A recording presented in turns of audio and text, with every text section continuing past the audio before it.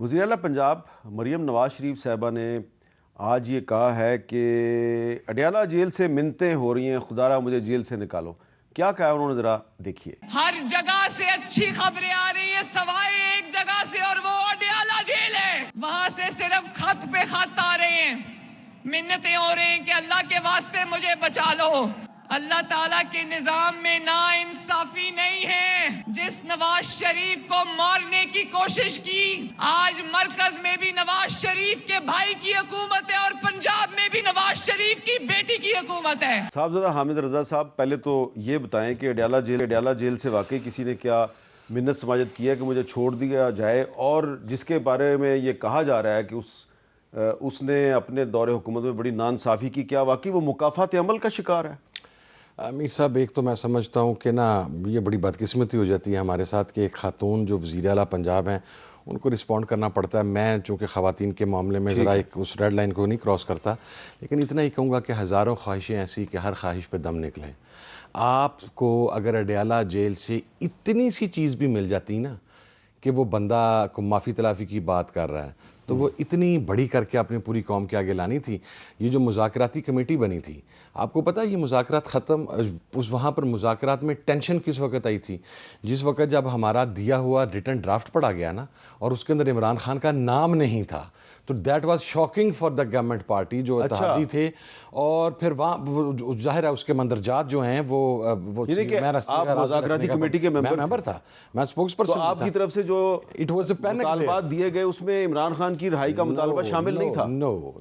نو۔ اچھا، ہم نے عمران خان کا نام، ہم نے کسی ایک سیاسی لیڈر کا، ہم نے صرف پولیٹیکل ورکرز کی اور پولیٹیکل وکٹمائزیشن کی بات کی تھی، ہم نے نام کی بات نہیں کی تھی۔ ہمیں بتایا جا رہا تھا کہ نام شامل کریں، نام شامل کرنے سے ایک پریشر ڈالا گیا، یہ ہمیں پتہ تھا کہ یہ پیپر پھر رکھ کے سامنے ہمیں کہا جائے کہ دیکھیں نا جی NRO مانگ رہے تھے۔ دیکھیں جی، میں میر صاحب آپ کو ایک بات بلیک اینڈ وائٹ بتا دوں سر، نہ اس بندے نے کوئی NRO مانگا ہے، نہ وہ NRO، میں اب ذمہ داری کی جگہ پہ بیٹھا ہوں، نہیں کوئی بات کر سکتا۔ اتنا صرف مریم بی بی کو رسپونڈ کر سکتا ہوں کہ تھوڑا سا اسے ذرا آپ چینج کر لیں۔ اڈیالہ جیل میں بیٹھے ہوئے بندے سے منتیں ضرور کی گئی ہیں کہ خدا کا واسطہ ہے اتنا ٹائم دے دیں، ٹھیک ہے، یہ چیزیں چل جائیں، باہر آ جائیں۔ اچھا، وہ منتیں نہیں کر رہا، اس سے منتیں کی جا رہی ہیں۔ سر میں آپ کو ایک اور بات بتاؤں، ودن 3 months آپ کی ڈسکوالیفیکیشن بھی ختم ہو جائے گی، یہ بات بھی اسے کہی گئی ہے۔ اچھا جی سر، وہ نہیں مان رہا۔ اچھا، وہ نہیں مانتا؟ نہیں مان رہا امیر صاحب۔ اچھا، وہ کیوں نہیں مانتا؟ وہ کہتا ہے جی میرا ورکر جب تک باہر نہیں آئے گا، جب تک جوڈیشل کی، دیکھیں عمران خان ایک پرنسپل سٹینڈ لے لیا سر، وہ کہتا ہے 9 مئی آپ کہتے ہیں میں نے کیا، ہم سارے کہتے ہیں کہ اس کے اندر سازش تھی اور آپ کی طرف سے کروائی گئی۔ جب تک جوڈیشل، اور پھر اس میں جوڈیشل کمیشن میں وہ اتنا آگے چلا گیا عمران خان، اس نے یہ کہا اچھا جی ہم ججوں کے نام بھی نہیں دیتے، ہاں، حکومت ججز کے نام لے آئے، جو بھی کوئی غیر جانبدار ججز ہوں گے ان کے اوپر بیٹھ کے ڈسکس کر کے آپ 15 دن دے دیں، 20 دن دے دیں، جو بندہ رسپانسیبل ہوگا میں اسے کنڈیم کروں گا، میں اس کی مذمت کروں گا، میں اسے پارٹی سے نکالوں گا، بٹ 9 مئی مجھے بتائیں کہ کس نے کیا ہے۔ جب وہ بندہ سر وہ کہتا ہے میں ان چیزوں کے بغیر آگے نہیں بڑھوں گا، یہ تو سر خواہش ہے۔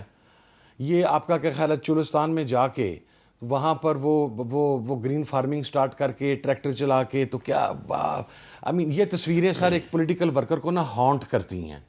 میر صاحب میری بات یاد رکھیے گا، آج بھی وہ تصاویر جو تھیں ذوالفقار علی بھٹو صاحب کی، ایوب صاحب کے ساتھ، وہ پیپلز پارٹی کو ہم جب کرٹیسائز کرتے ہیں وہ تصویریں ہانٹ کرتی ہیں۔ میاں صاحب نواز شریف صاحب کی جو تصاویر جنرل ضیاء کے ساتھ تھیں وہ ہانٹ کرتی ہیں۔ ابھی مریم بی بی کے تصاویر عمران خان کی جو جنرل پرویز مشرف کے ساتھ ہیں وہ بھی تو ہانٹ کرتی ہیں۔ کریں سر جس سے وہ بے شک میں ہوں، وہ مجھے تو کرتی ہیں ہانٹ سر۔ دیکھیں ایک سٹیج آتی ہے جہاں پر آپ یہ سمجھتے ہیں being a leader, being a political worker کہ اوکے جی انف از انف، میں ایک پرنسپل سٹینڈ لے رہا ہوں۔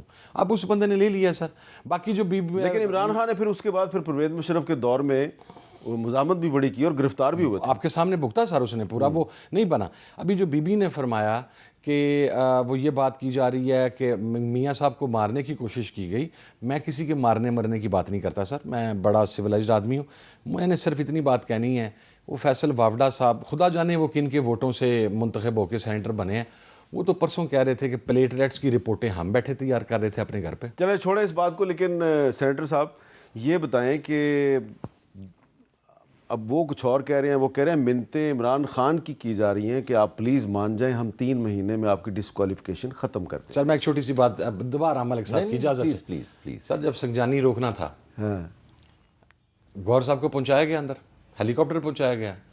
جو منت کر رہا ہو یہ اس کا ایکٹ ہوتا ہے, یا جو کروا رہے ہوں ان کی طرف سے فیسیلیٹیشن اس قسم کی ہوتی ہے کہ جا کے سمجھائیں. اس سے پہلے جب جلسہ ملتوی کروانا تھا, ہیلی کاپٹر پہ گوہر خان صاحب کو پشاور سے لایا گیا تھا. سر لائے گا, یہ میں کہہ رہا ہوں. تو یہ جس سے یہ ثابت ہوتا ہے کہ 26 نومبر کے دن وہ اسلام آباد میں نہیں تھے. سر پھر جس سے یہ بھی ثابت ہوتا ہے کہ صرف وہ نہیں, اس سے پہلے بھی سنجانی کا جلسہ ہے کہ یہاں پر سمٹ تھی, اس سمٹ کے لیے جلسہ کینسل کروایا. ڈاکٹر صاحب کو ذرا رسپونڈ کر لیں. تھینک یو ڈاکٹر صاحب فار یور ٹائم. پتہ نہیں میں وہ آپ نے 2 زیادتیاں کی. ایک تو آپ نے مجھے کافی پلا دی, ہاں یہ بڑی آپ نے زیادتی کی. آپ کا پروگرام ڈل سا جا رہا تھا, ہم آپس میں اتفاق سے بات کر رہے تھے, محبت سے. آپ نے کہا اس کو وہ ایشو ایک ایسا تھا نا. نہیں, مگر آپ نے اس کے بعد کافی پلائی, ٹھیک ہے, تو پرووک کرنے کی آپ نے کوشش کی پروگرام میں. تو کیفین سے آپ پرووکیشن تو اور ہو گئے ملک صاحب. لیکن آپ کی اجازت سے تھوڑی سی اگر آپ تھوڑی سی گنجائش پیدا کریں. دیکھیں میں صاحبزادہ صاحب کہتے ہیں تو سچے بھلے آدمی ہیں, سچ کہتے ہوں گے. میں ان کی بات کو کیوں سسپیشن کی نگاہ سے دیکھوں گا. میں تو ایک آبزرور کے طور پہ آپ کے سامنے ایک مقدمہ پیش کرتا ہوں. یعنی جو شخص کسی بھی نیگوشیشن کے پروسیس میں نہیں تھا انوالوڈ, مگر آپ بلا لیتے تھے, کبھی ندیم ملک کوئی نہ کوئی بلا لیتا تھا, شام کو بات سامنے آ جاتی تھی. 6 مہینے بھائی یہ کنڈیشن رہی کہ اگر خان باہر نہیں نکلے گا تو نیگوشیشن نہیں ہوگی. اگر خان کا باہر نکلنا مقصود نہیں تھا تو 6 مہینے جو میرے آپ روز یہاں پہ درگت بناتے رہے شام کو ٹیلی ویژن کے اوپر کہ خان نکلے گا تو نیگوشیشن ہوگی, یہ ہماری ریڈ لائن ہے اور اس کے بغیر یہ نہیں ہوگا وہ نہیں ہوگا, عجیب سی بات لگتی. پھر وہ کیا تھا, چلیں اس کے بعد کہا گیا تھوڑی دیر کے بعد جب خان نہیں نکلا کہ خان نہیں باقی بھی سب چھٹیں گے تب ہوگی نیگوشیشن, ورنہ نیگوشیشن نہیں ہوگی, ایسکلیشن ہو گئی. پہلے تھا خان نکلے گا ہماری ریڈ لائن ہے, پھر ہوا خان بھی نکلے گا اور باقی لوگ بھی نکلیں گے. پھر بھائی سزا ہو گئی. جب 14 سال کی سزا ہوگی تو باقی ورکر بھی گئے اور خان بھی گیا, یعنی نیگوشیشن ہی ٹوٹ گئی. تو یہ نیگوشیشن کس چیز کے بارے میں تھی؟ اگر آپ 6-8 مہینے یہی کہتے رہے کہ خان نہیں تو نیگوشیشن نہیں, پھر آپ نے کہا خان بھی اور باقی بھی, اور جب سزا ہوگی تو ہم نے کہا ہم لعنت ڈالتے ہیں ایسی نیگوشیشن کے اوپر, کوئی نیگوشیشن ہوگی نہیں. سوری, لعنت والا میرا مطلب وہ نہیں تھا, میں محاورے کی زبان میں استعمال. میں یہ نہیں کر سکتا اسپیکر کی طرح کہ ایکسپنج کیا جاتا ہے, میں ایکسپنج کر دیتا ہوں, مگر میں ان پرنسپل وہ بات کر رہا ہوں. انہوں نے کہا چھوڑیے اس کو, کیا اس سے کیا لینا دینا. تو اس سے کیا ثابت ہوتا ہے؟ پھر درمیان میں یہ کہا گیا کہ بھائی ان کی تو منتیں کر رہے تھے کہ بنی گالا چلے جاؤ.